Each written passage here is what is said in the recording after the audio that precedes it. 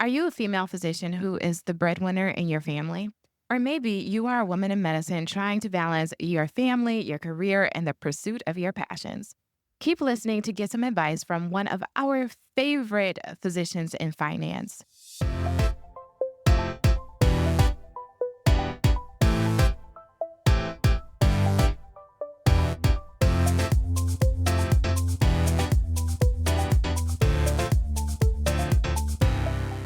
Hello, and welcome to the Wealth Minded MD podcast with your money best friends. I'm Dr. Brittany Halford. And I'm Dr. Alicia Taylor. And of course, we're here to help you build wealth and make good money decisions so you can create the life you desire with more control over your time. Hey, Alicia, one of the most important financial tasks we do as doctors is protect ourselves, which means getting the right insurance.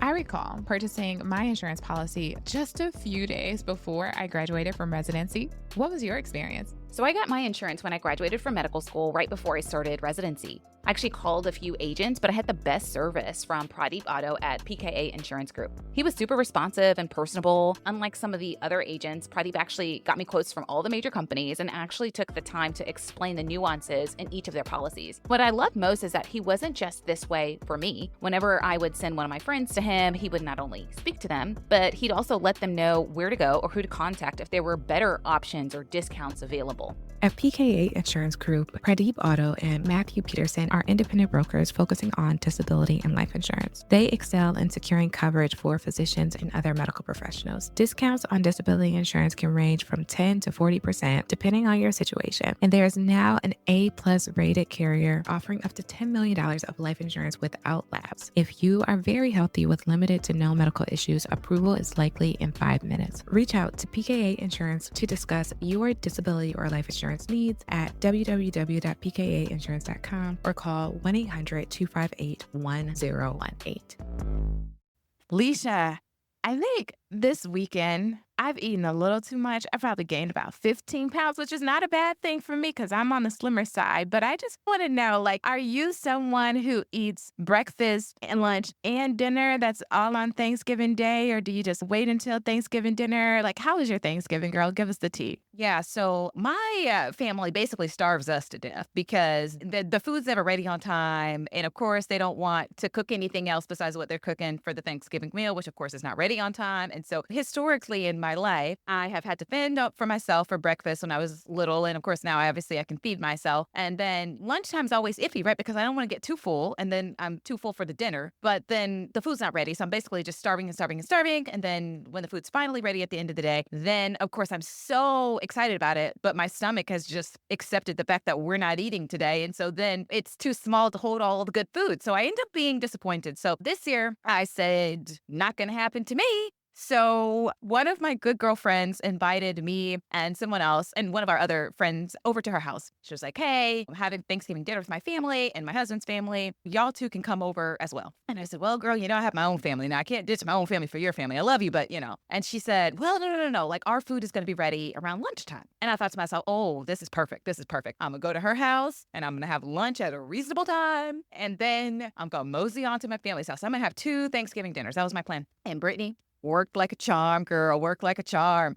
Oh, my Lord. I actually had 3 dinners, girl. God bless me. So I went over to my friend's house and she had this traditional Thanksgiving spread. Her mom had made a lot of the food. It was amazing. I mean, that food was so good. I was asking for it to go plate before I even finished my plate. I was tearing it up and I just kept giving her mom all the praise. You are a fantastic cook. Please invite me over for any other dinners you have. So that happened. And then her husband is Jamaican. And so then his family arrived a couple hours later and they brought over some oxtails and rice and peas and this Jamaican Caribbean sort of food. And of course, girl, I had to get me some of that. So I, made a plate of that and took some leftovers to go. And then somebody else came through with some desserts. And of course, got a little plate of that. And by the end of it, my friend had to give me this big old sack because I had to put all my to-go plates in it. And my other friend, she was making fun of me. Leisha, don't you have your own family's house to go to? And I said, I do. Please mind your business now. I'm just getting food for the rest of the weekend. And so then I went to my family's house, of course, ate my mama's food, took a to-go plate from there. I just ate so good on Thanksgiving. It worked so well. And of course, I had leftovers that I was just so giddy about. I actually texted my friend when I was eating the leftovers. I said, girl, this food is so good. Still, even the next day, girl. I said, tell your mama I thank her so much please think of me whenever she's got excess food. So I had a great Thanksgiving. How was your Thanksgiving? Does not sound like it was as peaceful and delicious as yours. My gosh, I was cooking. We typically go over our friend's house. We've been going over there for the past 4 or 5 years. They have 4 kids. We have 2 kids. So their kids are much older than my kids. So they just take care of my kids basically on Thanksgiving Day. It's like free childcare. I love it. But we always bring sides. I told her I could make greens and sweet potatoes and sweet potato pie and mac and cheese and all these things. But I had never made greens before in my life. You volunteered to make something you didn't know how to make? You're bold. See, my friends make fun of me. They're like, aren't you going to help with the cooking? I go, you know what? My mom knows my limitations. We're not going to stretch them today. But you were bold. I like to think of myself as an okay cook. Like, I'm not a chef. I'm not going to open up anybody's restaurant. But if I make food at home, like most people love my food, it's like good homemade food. And I have seen greens made over and over tons of time because my family cooks the dinner. So you just got to call somebody and say, what is this step or that step? And I had a recipe also to guide me. But where we live is a more affluent neighborhood that is culturally diverse, but not leaning towards foods that are Southern typically. And so greens calls for a smoked meat, like a ham hock or a smoked turkey neck. And you just can't buy that at Trader Joe's. So Brooke and I are driving around the city of Brookline. I kind of stayed in our affluent area trying to find some type of meat to put in these greens. And my mom's like, Brittany, I think you just need to go to a Black area. Instead of driving to all these places, you're not going to find it. So I found something similar and I made the greens and they taste good. They taste good. They were not as good as my brothers and my stepfathers, but they've had many years of practice. So I think I'll get there if I keep making them. But I was working hard in the kitchen and I'm like, oh my gosh, I spent all this time cooking and this is all that I've made. So I felt a little defeated. I should have been in Atlanta with you just showing up at people's houses with my empty belly in hand. Worked for me. Let me tell you, I didn't have any disappointment over here. But it was great. It was great nonetheless. It's always nice to be able to commune with others. They basically call them their cousins. Oh, we're going off our cousin's house now because we go on vacation with them. So that was really nice to have like a Friendsgiving, but who feels more like family. Well, I am happy for you. That sounds like fun, especially your tip on the free childcare. I don't have kids, but yeah, I can see how going to people's houses that'll like watch them while you can kind of relax. I mean, now that I think of it, I think that's what has always happened with my extended family. We got so many family members. So anyway, I'm glad that you had a wonderful Thanksgiving. If you all couldn't tell, we are recording this shortly after Thanksgiving. So I know it's a few weeks had passed since the time that you all are hearing this, but we thought it'd be fun to kind of recap our Thanksgivings. But we have coming up a special treat for you all. We are going to get into our wealthy insights and we are going to have an amazing interview with one of our favorite financially minded female physicians, Dr. Disha Spath. So stay tuned for this. You are in for a treat.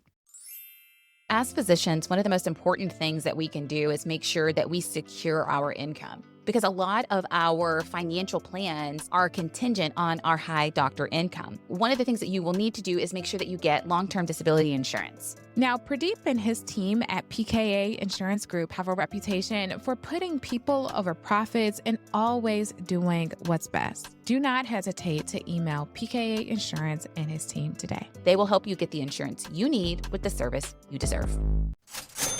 All right. And now for our Wealthy Insights segment, we have an amazing guest with us today, Dr. Disha Spath, whom Brittany and I actually know quite well. But Disha, believe it or not, there may be people who are listening to our podcast who are not as familiar with the wonderful person that you are. And so I was wondering if you could start us off by maybe telling our audience a little bit about yourself, what kind of physician you are, and how you got started in the physician finance space. Yeah. So, by the way, I am a regular doctor who practices primary care medicine and hospitalist medicine. I'm a very small rung in the totem pole of medicine. The reason I actually started writing was, again, my first post was like, I am not a financial expert, and please don't take this as financial advice, but I feel called to write something about my journey because when I started as an attending physician, I didn't feel like I had a community of people around me that were talking about these issues that I was really going through at the time. And those issues were that I had bought too much house as a first time attending.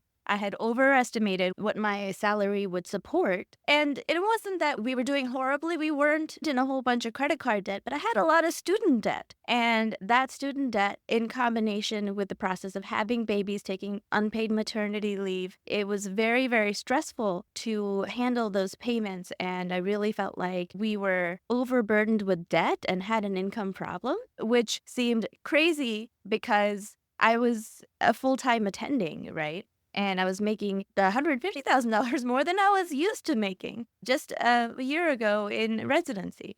And so I decided that I needed to learn about finance. I needed to get financially literate. And I did that. And then I talked to my husband, who got on board right away. And we decided to make a plan to change our financial situation. And we did that by starting off, with all the things that you guys teach. Write how much debt you have down, actually figure out what you have at what interest rate, and then make a plan for it and think about your cash flow and think about debt. So we decided to do a debt snowball and started paying off like our cars and then the student loans, and really made a solid investment plan too. I mean, we had been investing, but because we didn't know where our money was going, it was causing a lot of anxiety. Just knowing where our money was now going, we were able to feel better about meeting our financial goals, knowing what our goals are.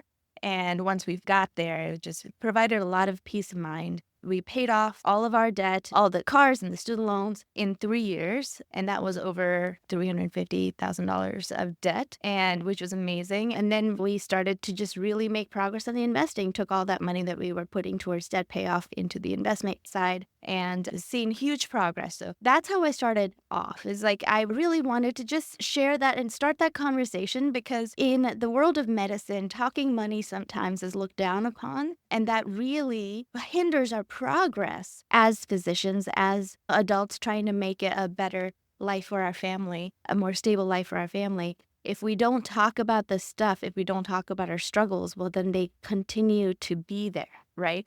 And so when we find that community, when we start talking about it, that's how we learn, that's how we progress. And so that's really where I started. And that's why I'm keeping it going, because I still love to talk about it, because no one has it all figured out. There are always challenges. As we move along, one challenge replaces another, and then you just talk through it, you think through it, you find the community, and you keep going. Disha, thank you so much for sharing that story. And I think too often we hide these narratives of physicians paying too much for their homes or purchasing cars and things of that nature. Because I don't know about you, I always get the feedback, because I'm also a frugal physician, but not the frugal physician like you. And so I feel like there's a lot of external pressure to demonstrate our status or how much we have achieved with the home, with a car, and things of that nature. And I've been rereading The Millionaire Next Door, and what you said is just so true about who we are and how we spend, and why it's important for us to understand where our money is going and to focus on what matters and to share that message. So now that you are the frugal physician, how has your lifestyle changed since your net worth has increased? Do you still work full time in medicine? Are there certain things that you are working towards as far as financial goals? Yeah. So when I started this community, the frugal physician really, it was an aspirational title for me, because I wanted to be more frugal and I needed that community around me. Like you said, there's so much external pressure to show off and buy the big house, buy the nice cars, buy all the nice things, and do it like on day one. I don't think there's anything wrong with having nice things as long as you can pay cash for it and you're not going into debt for it. Understanding the difference between an investment and an expense, right? And I hate it when people were like, oh, I'm just going to invest in this TV. It's not an investment. It is a depreciating asset. It's not going to get you more than what it's worth today, tomorrow, right?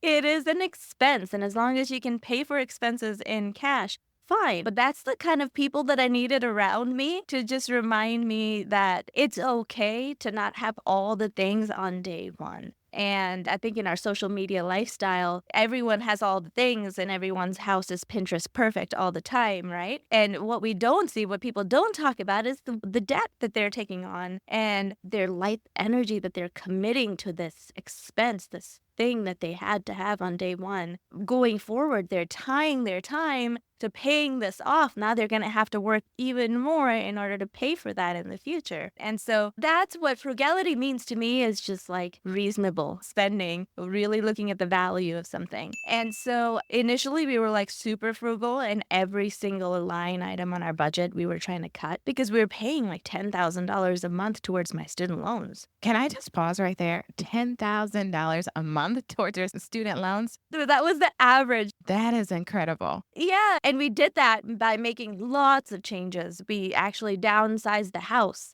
moved across the country, and I got a higher paying job. My husband got a higher paying job. And so we just made a lot of different changes. So actually, well, my husband was staying at home going to school during that first half, and then he got a job, and so he got an income too. And so there were a lot of things that we did to make that happen. But in that time frame, we were like super frugal. And then after we paid off our debt, especially my student loans, once those were gone, then I was like, okay, now we can take our foot off the gas a little bit. Now we can upsize in a reasonable manner. So then we bought the bigger house again. Before that, we were renting a smaller like residency type apartment, or rather they were single family homes, but they were small single family homes, you know. Now we are in a bigger place than that. And so we've slowly and very thoughtfully, very intentionally upgraded our lifestyle. But every time we make a big spend, it's a reminder of where we came from, right? And can we afford this? Can we do this in cash? And is this going to tie our lives to this item? Is this decision going to tie our lives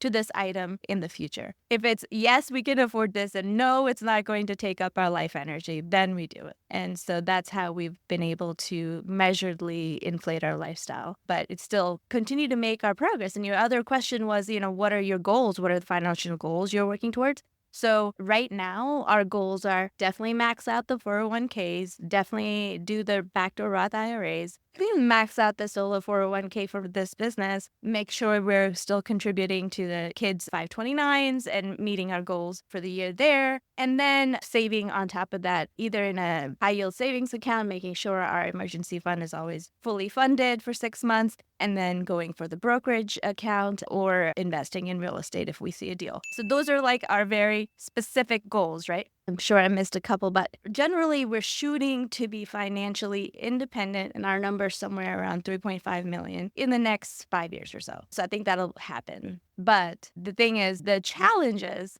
it's easy to get there really, really fast. The challenge is to make sure that we're still around for the kids, make sure we're still actually present and enjoying life.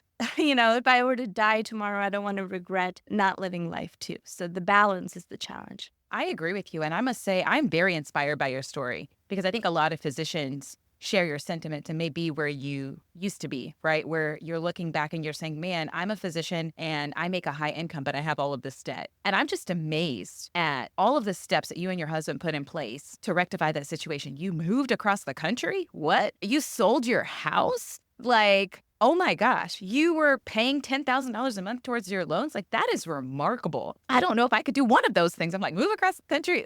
I'm good. I don't currently have a house, but I would imagine that if I did, I would be a little hesitant to sell it to pay down my loans. And so I want to commend you for all of the work that you put in, because I think that's remarkable. It's not easy to do. But, you know, me and Brittany met you because you are the Frugal Physician. So for people who are not aware, you are known as the Frugal Physician. That is your brand name as of now. And so you are an entrepreneur, right? So you're a physician, and I am also primary care. So you are not low on the totem pole. You are amazing. Let me put that out here right now. Thank you. But you are a primary care physician, but you are also an entrepreneur. So I would think it would be interesting to let our audience know, like, what inspired you to explore entrepreneurship, and what was your first venture or goal with that? I never thought I would be an entrepreneur. First of all, it just happened. The first article that I wrote, I just felt called to write it, and I like writing. And so when I wrote down the journey of how we paid down $100,000 of my student debt in 6 months, that's when we hit that marker.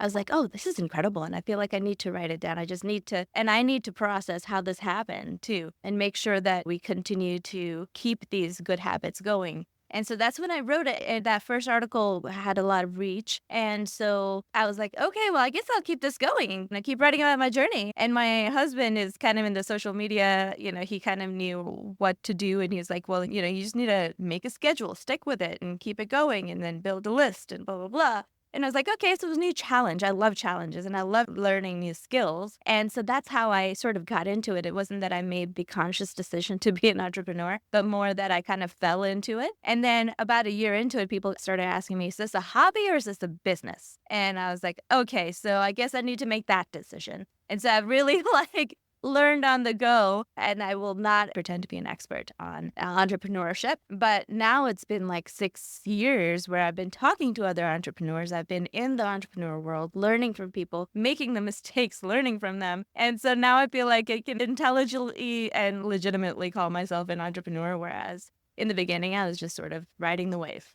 Your story really resonates with me. And I love that you wrote your first article. Where did you put the first article? Like, you wrote it to publish it where? Yeah, exactly. So that was the first question. Like, what do I do with this? So that's when I started my site, The Frugal Physician. Ah.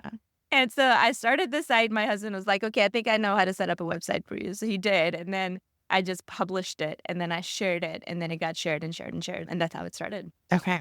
So you've mentioned your husband a few times. So I think that gives me permission to get a little personal. I mean, is it okay, Disha? Yeah, girl. Okay. I'm an open book, for sure. He loves it when I talk about him. I'm sure he does. Like, oh, she's even talking about me on other people's podcasts. So, no, actually, he loves it when I talk about him because most of the time it's positive. But actually, last time I was on a podcast and I was like, I remember this time when my husband called me and I was running a code and he was asking me what was for dinner. And I was like, oh my God. And he was so pissed off. For like 30 minutes. He was really mad at me. But thankfully, he's a really good guy and he forgave me and me. Oh my gosh, 30 minutes. That's a quick fix. My goodness. Okay. So you've mentioned your husband a couple of times as far as him really committing to this vision of we have to downsize, let's pay off our debt. Like, you all were doing this thing together. And then you also mentioned how when you wrote your first article, he helped you to build a website. Now, I know sometimes when we are working in medicine and then doing this other thing and trying to figure out, is it a hobby, is it a business, our partners are not as supportive. Were there any moments in which your partner questioned your abilities or your ideas or your plans for this business? I have to say, never. And that's the thing about my husband. He is so incredibly positive and supportive all the time. Sometimes I wish he was more critical. Sometimes I wish he would help me make these decisions instead of being like, whatever you choose to do, babe, I know it's going to be the right thing. And I believe in you. Like, he is that person that will always tell me he believes in me. And sometimes I'm like, no, but please just tell me what's wrong with my plan because I need to think through this. But no, I have to say that's the reason I'm able to do full-time. And right now I'm working more than full-time hospitalist and I'm running the Frugal Physician, which is a ton of work. And people don't understand how much work all of this is because there are people that this is their full-time job, right? To run a platform and they have people working for them. We have people working for us, right? It's a lot of work. And he's made it possible for me to do this by always supporting me. And I have gone through a lot of different phases of how much I work in medicine versus how much I work on this podcast and on my website and stuff. That first couple of years, it was really, really going hard. I would wake up at 4, actually, I'd work out. And then I would do the blog stuff, hour or two, write an article or whatever, and then go to work a full day's work, and then be there for my family in the evening. Then I'd cut back my hours. Then I was working only 3 days a week in clinically and doing more of the business stuff. Now I'm back to doing full-time hospitalist, basically. I'm not actually full-time, I'm per diem, but I'm working a lot clinically and doing this. And so he's always there to adjust with me and kind of give the challenges, asking for help. I'm not the kind of person that asks for help very easily, and I don't outsource very easily and very type A. And so I've learned, though, over the years that if I ask him for help, he will step up. He doesn't always know exactly what I need just by looking at me. But if I say it, then he knows and he will do it and he will step up and do what we need. So he's been a very solid partner for me that way. And it's just about adjusting and making sure we know how to communicate with each other. Oh, I love all of that. I hear sometimes women, when they're thinking about pursuing a passion, their partners are not always on board like your partner has been. So I'm really glad that you've had that experience. I think sometimes, especially when the vision is not clear, it's a little foggy. What are the next steps? And as you mentioned, there's some transitions. And so he's there to adjust. Would it be safe to say that you are the breadwinner, or is he the breadwinner now? I know you said there's a period of time when he was in school. Yeah, so I guess it's fair to say that, but I do make more than him. But then we also have several different streams of income. So I don't know. I think probably it's like 50-50 now if you take in all the other streams of income. So the thing with him is that he was a captain in the Army and he was on his way to being a platoon leader and he was really on the military path of leadership. And then he developed Crohn's disease while he was deployed to Afghanistan. So he's been through his share of hard knocks, having to deal with a chronic illness that kind of just suddenly onset and threw his plans off track. And so then he had to adjust and become a project manager. So anyway, all that to say, he's had to do his own adjusting and real life dealing with real issues. And now he's gotten to the point where we've both realized that depending on one person's income is a very risky thing for a family because you never know what life's going to throw at you. And so we have made sure to build in these fail-safes and other ways that money can come in, the mortgage can get paid, whatever, so that we don't have to worry about our family going under just because one person got sick or one person lost their job. Many female physicians are the breadwinners in their family. I know that you mentioned now it's more so 50-50, but there was a period of time where it seemed like you were officially the breadwinner. And I'm bringing that up because I think a lot of women, like I said, may be in your same position or the position that you were in the past and may be a little resentful towards their partner. It seems like you and your husband have a fantastic relationship. You all are very understanding, which is fantastic. But I guess just so our audience can maybe learn from this situation, like, are there ways that being the breadwinner affected you positively or negatively? Do you have any tips for other female breadwinners and their relationships? Yeah, for sure. I mean, it hasn't always been roses for us, and we've been through our rough patches. And especially in that time where I was the breadwinner, there were a lot of different situations where I did feel really resentful because not only was I working all the time and I was bringing in the money, but I had to have the kids and I had to breastfeed them. And unfortunately, he couldn't do that too. Like, it was me that would have to wake up in the middle of the night to feed the babies, right? And me that has to pump. Like, I can't outsource that. And then I'm going to tell the story again and he's going to be pissed off again. But like, when I was working in the hospital, there was one time we had a big talk because I was working in the hospital. I'm pumping. I'm trying to exclusively breastfeed my child for a year, which is a very lofty goal. But, he has Crohn's. It's been shown to be protective for kids to be breastfed against Crohn's initially. So anyways, I really wanted to make sure that I breastfed my sons. And so it was really rough because I was also the only doctor in the hospital at night oftentimes. And so I'm running the codes. I'm doing everything. And if there's anything going down, I need to be there. It's a small community hospital in Savannah. So anyway, I'm like running codes, just trying to keep it together. And then my husband calls and he's like, "What are we having for dinner?" He's at home with the kids looking at the fridge. And I'm like, "Dude, I cannot do this right now. You cannot call me at work and ask me what we're having for dinner. You decide. Just figure it out. Open the fridge, figure out something." Because at that time, he wasn't like cooking all that much. Now he's an expert chef. And he was always the kind of just like take it out of the box and throw it in. Like, he didn't know that you can cook without processed boxed food, right? So like he had to learn all of that. There were a lot of times.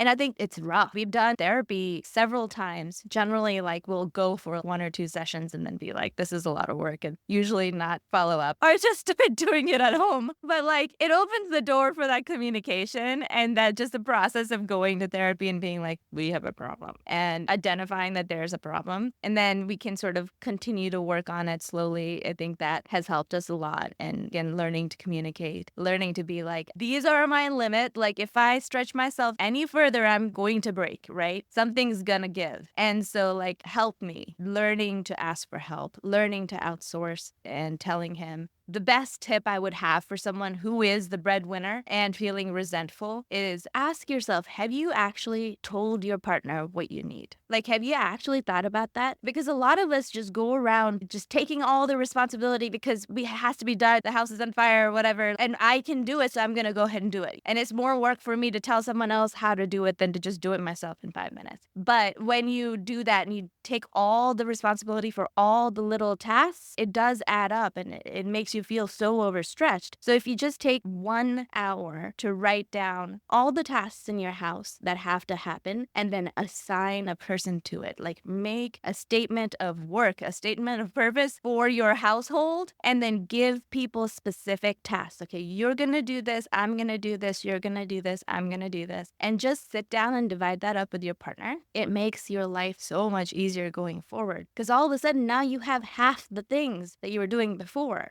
And your husband knows, your partner knows what they're expected to do. So yes, there'll be times where both of you drop one of your responsibilities and the other one has to pick it up. But at least the expectations are set. And I think that helps. The division of household responsibilities very much like running a business. Well, Disha, I want to say that I'm picking up gems over here. I'm snapping fingers because I'm like, oh, this is speaking to me. This is speaking to me, especially the running a code. Now, my husband has not called me during a code, but I've had to rent a code with the breast pumps in place, and I'm just trying to manage it all. And I think that as women physicians, as mothers, as wives, and as business owners, it could be somewhat challenging. So you talked about delegating tasks. How else have you balanced reinvesting in your business and keeping the business going with managing everything else? Is there a certain delegation of business tasks that you outsource, and any other tips that you have for us? Yes, for sure, because I can't do it on my own. And I've learned that through trying to do it on my own and then realizing I need help. And so, yes, I do outsource tasks in my business. And in any business, there's turnover, right? You hire people, you fire people, you have to make sure that you're learning how to transition those tasks. And sometimes during the turnover, you have to take over those tasks as you train a new team. And that goes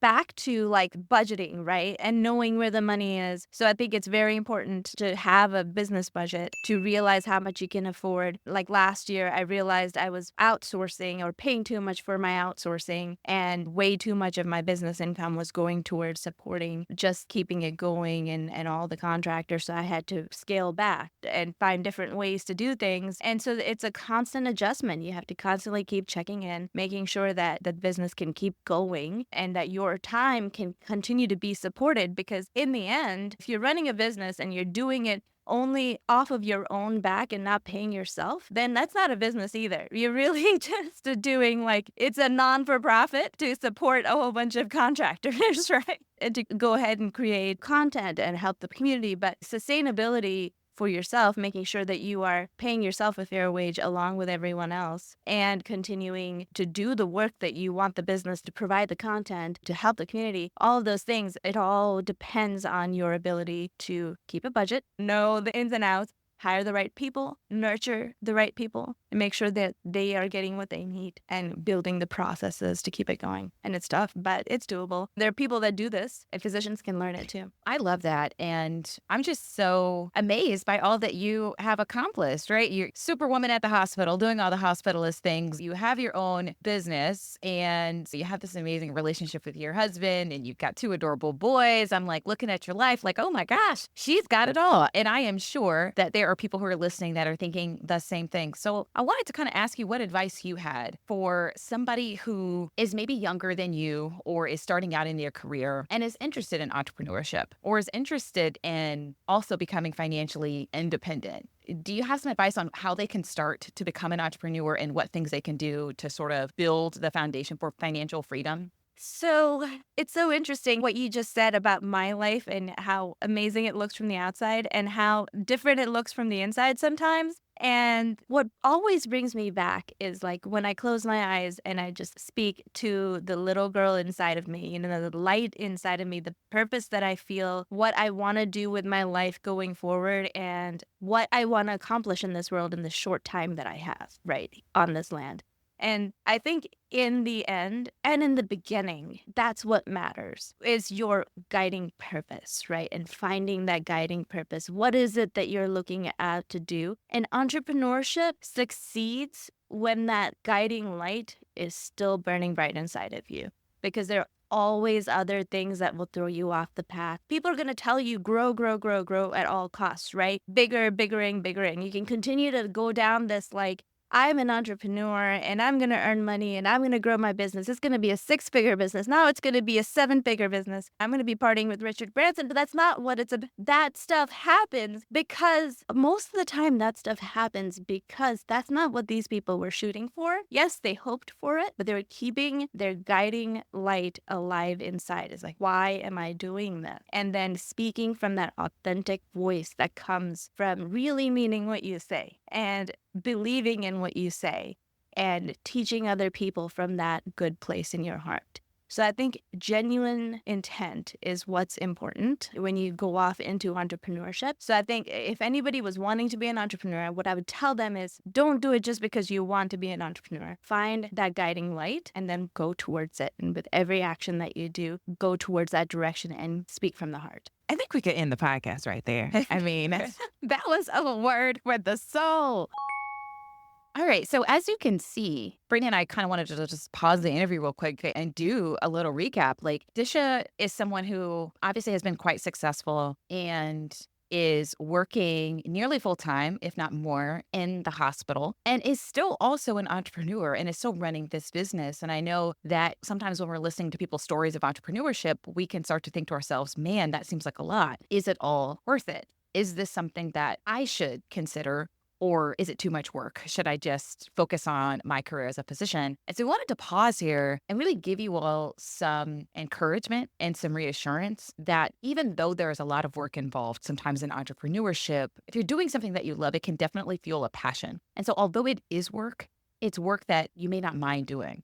Like Disha's a successful physician, right? She doesn't need entrepreneurship to meet her financial goals. She talked about how successful she was at meeting some of those goals already, even before she started blogging and started her business. But yet something is keeping her still doing the business. And it's something that she talks very fondly of. And so it's one of those things where it's like, okay, not only are you doing something that you enjoy, but you're also bringing in other streams of income and able to be even more fulfilled potentially in your life because of this thing. Yeah, I love how she talked about using this as a guiding light and having genuine intent. Those words just really resonated with me in connecting anything that you're doing to your why. She's not doing it necessarily to make buku amounts of money, but yet she still has enough money to invest and max out a solo 401k, right? So it's like, it might be a bit, I wouldn't even say challenging or difficult, because I think we all have challenges in our lives that force us to grow and to become our better selves, that it might take time.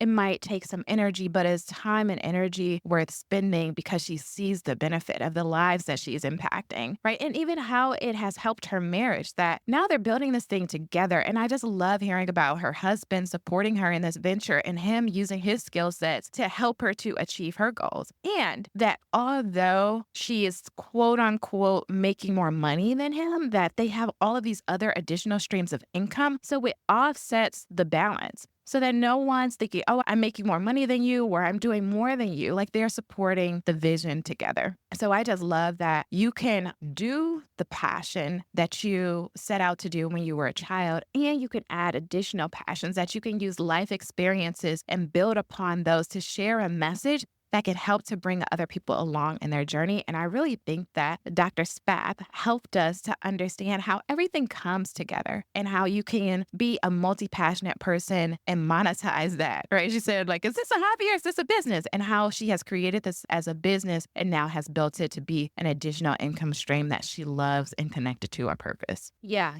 exactly. And so if you are someone listening to this and you're thinking, you know what, that sounds like something I would love to pursue. I would love to be able to start a business or have a side hustle that brings me joy and fuels my passion and is a guiding light and an additional stream of revenue. Rest assured, we've got something for you. We've got a resource for you. Brittany and I are doing our masterclass on side gigs once more. So if you missed it last month, rest assured we are going to do this thing again. So we're going to have a free masterclass all on side gigs and starting your own passion that you can potentially monetize. We're going to talk about some of the 1099 tax benefits of doing so during our masterclass on January 7th at 8 p.m. Eastern Standard Time. And please don't forget that we are enrolling for our group coaching program, Boost. One of the things that really resonated with me about Disha's journey is that she's made some mistakes.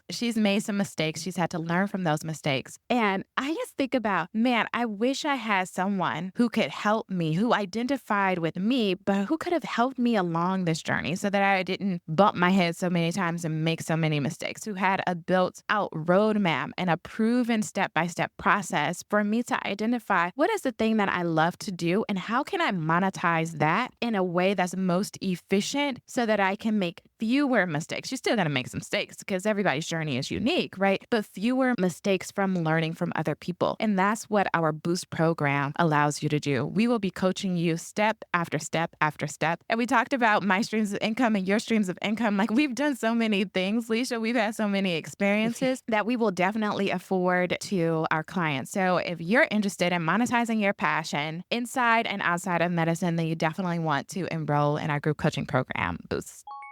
All right. So I'm going to switch gears. I'm going to switch it up a little bit. Oh, I'm curious now how you spend for the holidays. I just need some pointers here.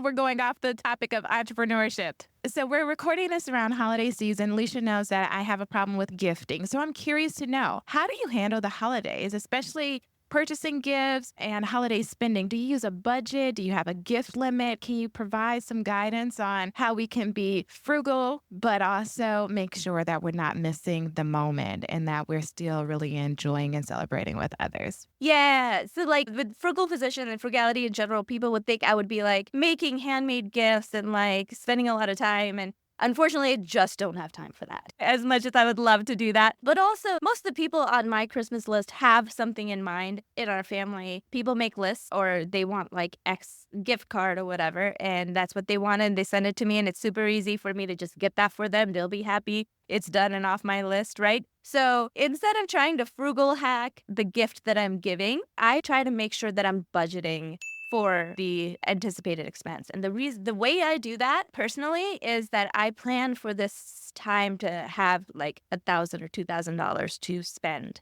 on gifts, right? We do that by using our FSA money. So we have a dependent care FSA for my kids. And so we cash flow all their care needs during the year. And then we put that amount of money into the FSA every year so that we can just turn in a daycare receipt, get that cash out. And now we've sort of automatically saved for Christmas time. So they usually use the FSA dependent care money and cash it out during Christmas and just use that to take it off.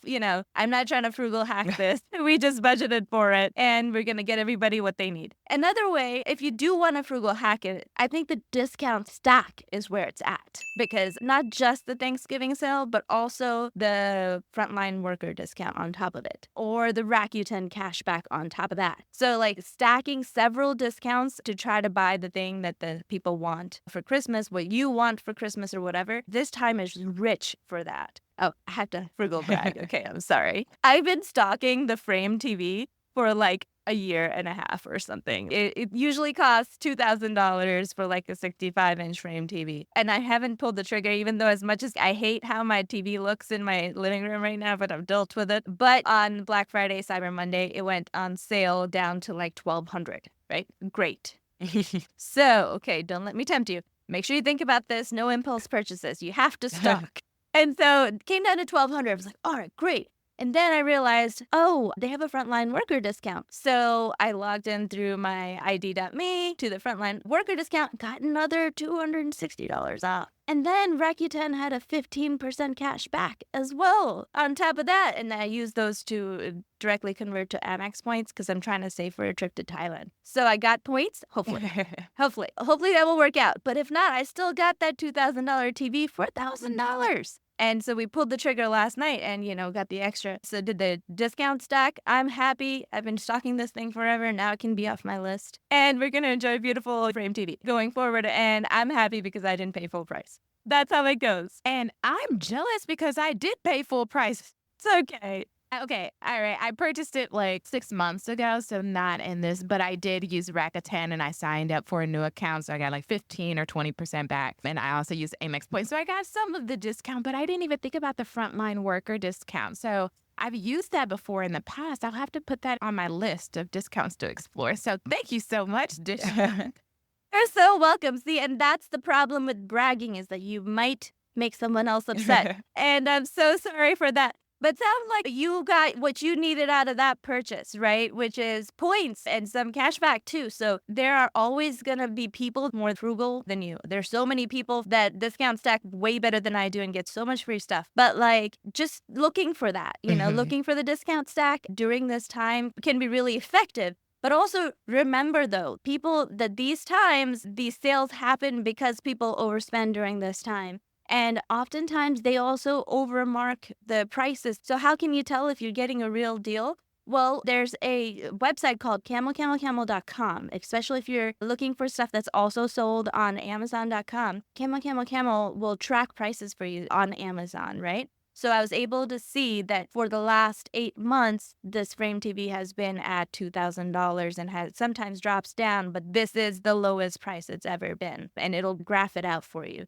So make sure you check price checker sites like this. Wirecutter also does a lot of research on what a good deal really is and if it's actually a good deal. Do your research, right? And it's easy to do that for stuff like this when you're making purchase decisions, but make sure you're actually getting a deal and not getting duped. There's only like 1% of deals out there that are actual deals. So make sure you keep that in mind.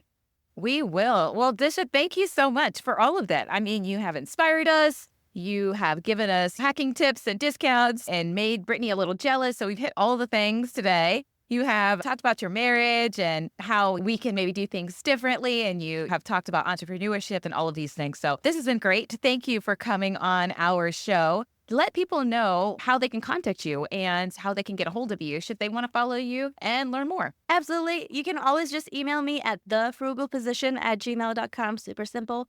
I am at www.thefrugalphysician.com, and that is my website, and you can always contact me through there. My podcast is there. My blog is there. I'm on YouTube, Instagram, Twitter, and Facebook. And I have a group called The Frugal Physicians, and come join. I'm an open book. I'm here to help, and I don't pretend to know everything, but I can help you out as much as I can, and I've been doing this for a little while now, so maybe I have some tips to give you. If not, we can just be friends. So come on over.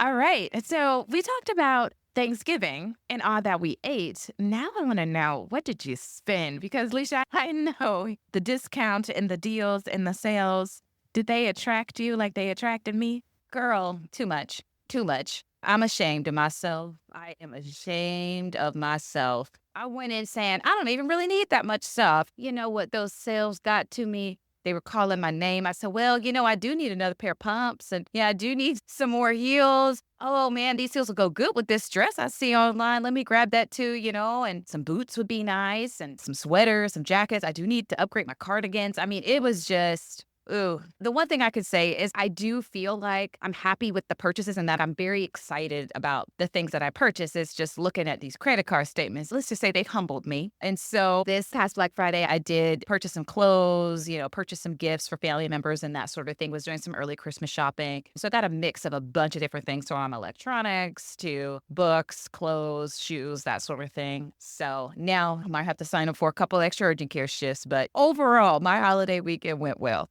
I did a lot of spending as well, and I'm so excited about using this Camel, crazy name, by the way, resource that Disha mentioned about comparing deals. But for me, I tried not to purchase anything that was not on my list. So I created a list of things that we need and things that we wanted before going Black Friday shopping. And I still have a few gifts to purchase, but otherwise, I think I did okay. I bought a few things, but not too many things for myself. So I think that that's okay. And one of the things I love, Alicia, I don't know if you do this. I purchase things and then they sit in the closet for sometimes years without me wearing them. And recently we talked about my boots talking. So I pulled out some different boots who I haven't worn in like 2 years or so. And Brooke is like, Mommy, why did you buy these boots? I'm like, girl, I don't remember, but I haven't worn them very much. She's like, oh, they're cute. So I try to go in my closet when I need something first before I pull out my credit card.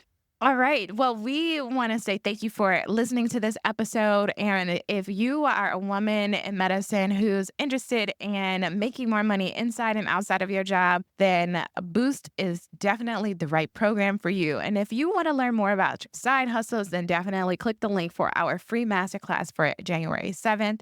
And don't forget to reach out and follow Dr. Disha Spath at The Frugal Physician. We'll see you in the next one. Hello, and thank you for listening to our podcast. And because of that, we have something for you, our Wealthy Minds Blueprint. Have you ever thought to yourself, I wish I could be better with money? Do you want to start investing and saving for retirement, but keep delaying because you don't know where to start? Our Wealthy Minds Blueprint is here to help. This guide will teach you what you didn't learn in your training so you can stop being confused about money and start taking what we call wealthy-minded action. We'll help you become a master of your finances and simplify investing so you can get started today. Take control of your financial future by downloading your free copy of the Wealthy Minds Blueprint now and start building the wealth you deserve. Hello, everybody. It's me, Brooke. I'm recording a little disclaimer for my mommy, Dr. Brittany Halford, and her friend, Dr. Lisa Taylor. Just so you know, they're not financial advisors, tax professionals, lawyers, or financial planners. Everything you hear is for education and entertainment. It's not strict financial advice, So use your best judgment, chat with a tax professional, and all those other people that you need to talk to. Thanks for tuning in today. Keep cruising on your journey to wealth and wellness. Bye-bye. One of the most important things you can do is ensure you have long-term disability insurance. Long-term disability insurance secures your income if the unexpected happens and you are unable to work due to medical illness, chronic conditions, or an accident. Unfortunately, all insurance agents aren't created equal. Some of them are so focused on making a sale that they fail to reveal certain necessary information, tell you about discounts available, or clearly explain the process. Prati Botto and his team at PKA Insurance Group are different. They have a reputation of putting people over profits and always doing what's best. If you need life insurance or disability insurance, reach out to Pradeep and his team today. They will help you get the insurance you need with the service you deserve.